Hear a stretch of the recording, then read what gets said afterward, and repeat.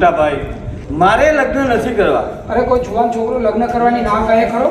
કોઈ ના કહે કે ના કહે, હું ના કહું છું, મારે લગ્ન નથી કરવા. અરે અમે તારા માટે જે કન્યા ગોતી છે એ સુશીલ છે, શાણી છે, ભણેલી ગણેલી છે, ઘર રખું છે, હોશિયાર છે. મોટા ભાઈ, એ સંસ્કારી હશે, સારા વિચારોની હશે, પણ એનો સ્વભાવ તો ભદ્રા ભાભી જેવો જ હશે ને. નહીં નહીં શંભુ, એ તારી ભૂલ થાય છે. દરેક નારીના સ્વભાવ એક સરખા નથી હોતા. દરેક નારીના સ્વભાવ એક સરખા નથી હોતા. નારી તો આખર નારી જ હોય છે. દરેક લીમડીની છાવ મીઠી, સ્વાદે તો કડવી જ હોય છે. દરેક હથિયાર ધારવાળા, પણ જ્યાં જ્યાં નજર નાખો ત્યાં કાગડા કાળા જ હોય છે. એ હા હા, કાગડા જેવી કાળી છું, લીમડી જેવી કડવી વખ છું. હવે તમારે કઈ કેવું છે? ભાભી, અમે તમારી વાત નતા કરતા, અમે બંને ભાઈઓ બીજી જ વાત કરતા હતા. હવે બીજી કરતા હોય કે ત્રીજી કરતા હોય, આ ઘરમાં પરણીને આવી છું, કઈ નાતરું કરીને નથી. ખબરદાર ભદ્રા, જે શબ્દો બોલે વિચાર કરીને બોલજે. ખડવાસ ભરેલો સંસાર મેં બહુ નિભાવ્યો, હવે તારી કોઈ જરૂર નથી. જા તારા પિયર ચાલી જા. હા તો હવે મારી જરૂર ક્યાંથી હોય? ઘરમાં બીજી વહુ આવવાની છે એટલે મારી જરૂર ના હોય, પણ ભૂલી જજો ક્યાંય નહીં જાવ, તમારી છાતી ઉપર જ રહીશ. બોલ. અને પરણ્યા પછી બાયડીને સાચવવાની ત્રેવડ નહોતી તો બાવા બની જવું તું ને, બાવા. અરે બધાનો સોમનાથજી, બધાનો અમે તમારી જ રાહ જોતા હતા.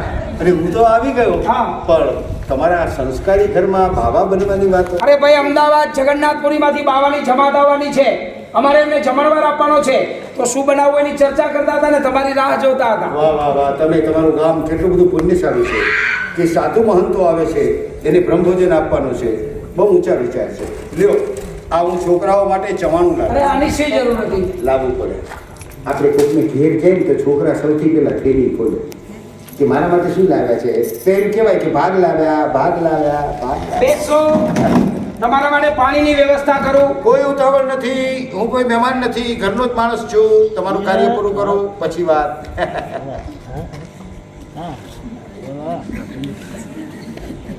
હવે અહીં તો કહેવાય એવું જ નથી, છતાં ટ્રાય કરીએ.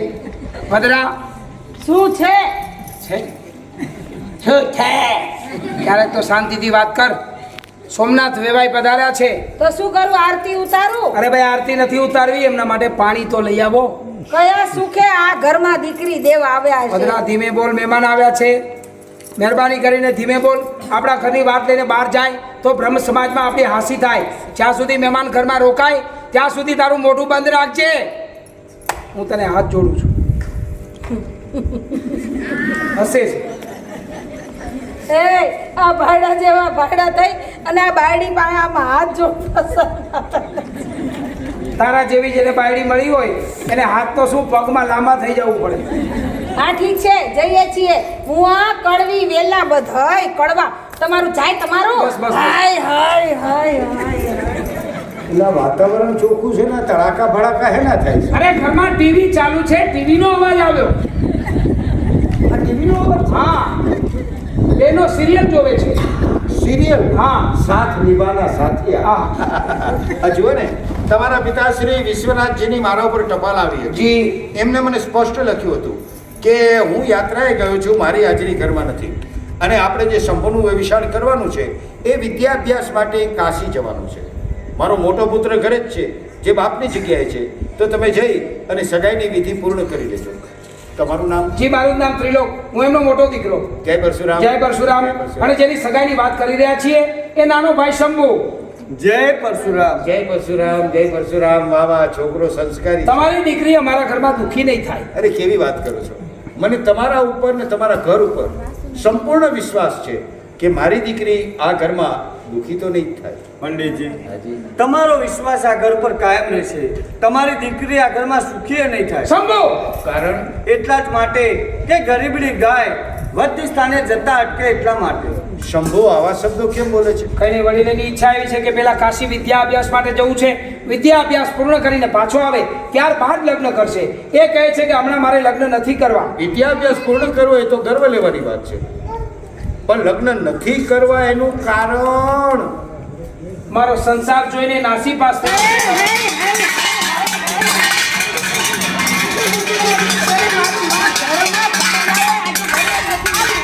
ભદ્રા શા માટે ભવાડા કરે છે? મહેમાન આવ્યા છે, મહેમાન શું વિચારશે? મહેમાન મારે થેલી એ નથી જોતી. અરે અહીંયા આવો, મારી વાત સાંભળો, તમારા ઉપર કોઈ એટેક નહીં થાય. ના ના હું બસ સ્ટેન્ડ જ જાઉં. તમે કેમ એકદમ ભાગ્યા? હું મારો બાપે ભાગે હું ચિંતાનું ખણી કરતું આવ્યું. મને એમ કે કોકની ગાય છૂટી પડી અને આપણે સિંગરે ચડાવે એના કરતાં સુરક્ષિત જગ્યાએ જતા રહેવું સારું. પણ આ ગાય નથી, આ તો ભયંકર બાઈ છે. ગ્લાસ પાડોશમાં જઈને પાણીનો ગ્લાસ ભરી આવો. પાડોશમાં? એટલે તમારા માટલા તમે પાડોશમાં રાખો છો? અરે નહીં, પાડોશમાંથી તમારા માટે ઠંડુ પાણી મંગાવ્યું. ફ્રીજનું પણ? હા. વાહ વાહ વાહ વાહ વાહ. ગરમી કેવી છે? ભદ્રા ઘરમાં પીવા માટે પણ પાણી નથી. ત્યાં જોતા નથી પાણી ભરવા જતી હતી? ખબર હતી ઘરનાને કે આ સોમનાથ વેવાય ગુડાવાના અરે છે. ગુડાવાના ન કહેવાય, આ ગુડાવાના છે એટલે પધારવાના છે. એમને કહો સારી ભાષા વાપરે. પધારવાના છે કે આવ્યા છે એમ કે આ ગુડાવાના છે અરે ભાઈ એમને સ્વભાવ ને ભાષા જરા કડક છે. એટલે વાત બકરી ચા જેવું છે. હા, તો પીવા માટે થોડું પાણી રાખવું જોઈએ. ઘરનામને નાહવા માટે 2 બેડા પાણી જોઈએ. 2 બેડા ભર્યા હોય પછી નાહવા બેસી જશે. પછી કહે છે ઓમ નમઃ શિવાય, ઓમ નમઃ શિવાય. જાણે કેમ ભગવાન એમના માટે વિમાન મોકલવાના હોય. ભદ્રા ના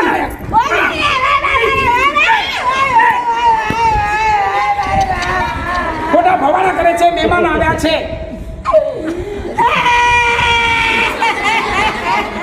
અરે ભગવાન, ભદ્રા ખોટા.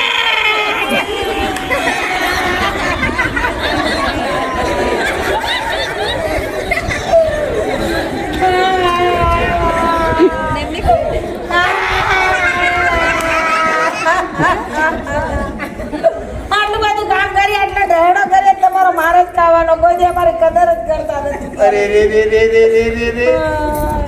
હું તો આ ઘરમાં સગાઈ કરવા આવ્યો છું કે શહીદ થવા?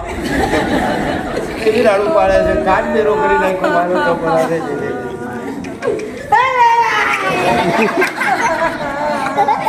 કેવી બાઈ છે.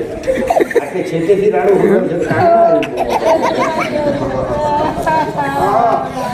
બેરો કરી નાખ્યો મારો. તે શું છે? ના લઈ જાઓ. એ હોય ને બેસવાનું મન થાય નહીં. નથી કઈ વળગર લાગે તો બે ગમતું હતું.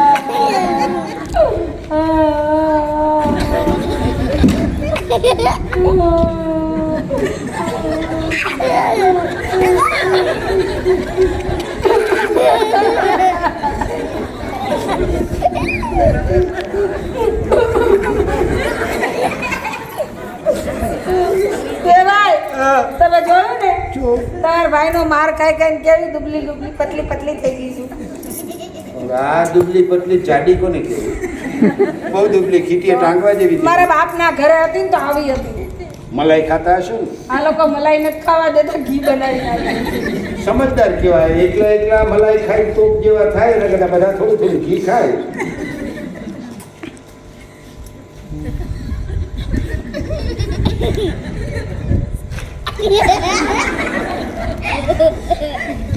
વેવાય અહીંયા આવો. ના ના બોલો નહીં તમે. વેવાય જેથી બોલો. તમે અહીંયા દીકરી લેવા આવ્યા છો? હે હમ હા. હમ શું ખિસકોલી જેમ મોઢેથી બોલો ને તમે? વેવાય તમારી દીકરી આ ઘરમાં સુખી ન થાય. જેવી મારી હાલત છે ને એવી તમારી દીકરીની હાલત છે. જેવી આજુબાજુ હેરાન થઈ જાય છે, પરેશાન થઈ જાય છે. ખેતરનું કામ કરે છે, છાણવા સીધા કરે છે, નીંદવા પકડે છે, વાઢવા પકડે છે. આટલા રોટલા ના પાછા નડાવે છે, હેરાન થઈ જાય છે, પરેશાન થઈ જાય. મારી સલાહ માનો તો આ ઘરમાં તમે દીકરી દેતા નહીં. હું આજુ કહું તમે સમજા કે સમજા. આ તો પહેલું છે શીકોતરું. સમજી ગયો. શંભુના શબ્દોનું માપ બરાબર આવી ગયું. હવે તમે જ કહો, એવો કયો અભાગ્યો બાપ હોય કે ઘરની આવી હાલતમાં આવે એટલે મારે એને કહેવું જ પડશે કે મારી દીકરી હું આ ઘરમાં નહીં આપું. કારણ કે આવું વાતાવરણ ચાલુ હોય તો કોઈ પણ બાપ હોય એ પોતાની દીકરી આ ઘરમાં તો ન જ આપે. માટે જ કહું છું તમે પાછા જાઓ. તમને બોલાવ્યા હતા મીઠો સંબંધ બાંધવા માટે, પરંતુ આ કરકશાના કારણે આજે અમારા ગોળાના પાણી પણ સુકાય છે. તમારી ભૂલ છે. તમે હાથ ન ઉપાડો જ નગર આ કાંઈ ન થાય. આ મારામારી કરી ને તો વાતાવરણ આખું ફરી ગયું. લો ભાભી પાણી. હવે મને શાના આપો છો? આપો આ દીકરી દેવા આવેલા બાપને, એટલે પાણી પીને ચાલતા થાય. લ્યો પીવો પાણી. એક વાત પૂછું? બોલો. આ શ્યામલાલ લાલ દીકરી છે? હા, એમના જ દીકરી છે. શ્યામલાલ પંડિત કે બ્રહ્મ સમાજમાં જેનું મોટું નામ છે, 5 માણસો પૂછીને કામ કરે છે, આ એમના જ દીકરી હા, છે? એમના જ દીકરી છે. તો એમને શિખામણના 2 શબ્દો કહું?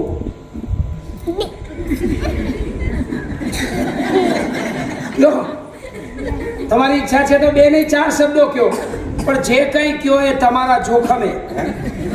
કંઈ પણ થાય એની કોઈ જવાબદારી અમારી નહીં. મારા જોખમે એટલે અહીં કઈ મારામારી થશે? હવે તો ભોળો નાથ જાણે. એવું કઈ થાય તો તમે 2 ભાઈઓ મને બચાવજો. 108 ને ફોન કરીને આવો. એટલે 108 ની જરૂર પડશે? એટલે હું તો આ ઘરમાં સગાઈ કરવા આવ્યો છું, માર ખાવા? નહીં. શ્યામલાલ મારા મિત્ર છે, આ એમના દીકરી છે, શિખામણ આપવી મારી ફરજ છે. પછી 108 આવે 508 આવે, શું ફેર પડે છે? શિખામણ આપી. એ ભદ્રાબેન, શું છે? તમારા બાપ શ્યામલાલનું નામ 5માં પૂછાય છે અને તમારા આવા હલકા વિચારો. મેં ક્યાં તમને કંકોત્રી લખી હતી કે મને શિખામણ દેવા આવો?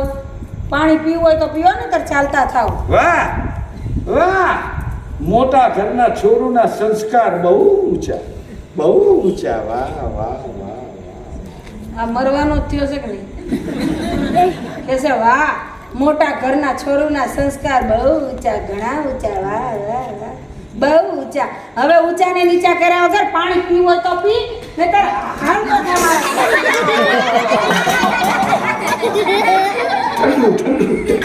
પાણી પીધું?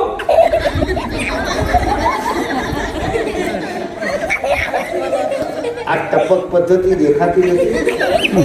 પાછા કે પાણી પીધું, આખા વર્ષનું પાણી પીધું, બધા મોઢેથી પાણી પીએ, મેં નાકમાંથી પાણી પીધું. હવે આજનો દિવસ રોકાઈ જાઓ.